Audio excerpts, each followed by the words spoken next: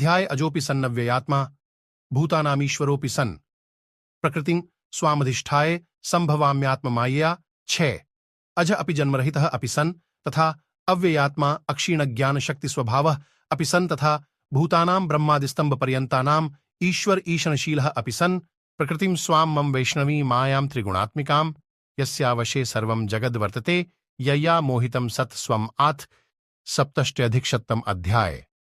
श्लोक 35C इक्ष्यामन का हिंदी अनुवाद।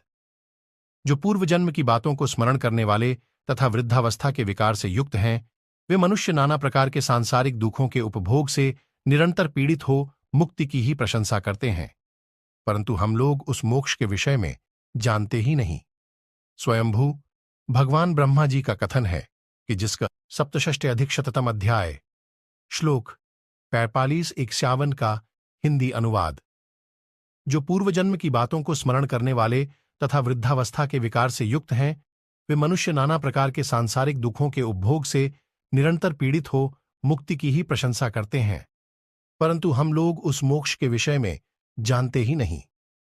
स्वयंभू भगवान ब्रह्मा जी का कथन है कि जिसका लगा दिया है मैं उसे ही करता हूं।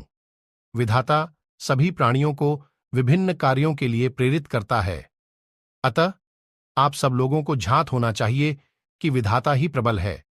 मनुष्य कर्म द्वारा अप्राप्य अर्थ नहीं पा सकता, जो होनहार है वही होता है।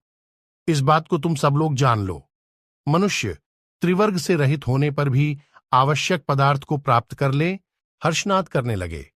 उन सब ने कुरुकुल के प्रमुख वीर युधिष्ठिर को अंजलि बांधकर प्रणाम किया। जन्मेजय, युधिष्ठिर की उस वाणी में किसी प्रकार का दोष नहीं था। वह अत्यंत सुंदर स्वर और व्यंजन के सन्निवेश से विभूषित तथा मन के अनुरूप थी। उसे सुनकर समस्त राजाओं ने युधिष्ठिर की भूरी भूरी प्रशंसा की। पराक्रमी धर्मपुत्र महामना युधिष्ठिर ने भी उनसे उत्तम धर्म के विषय में प्रश्न किया। इस प्रकार श्री महाभारत शांति पर्व के अंतर्गत आपद्धर्म पर्व में षड्जगीता विषयक 167वां अध्याय पूरा हुआ।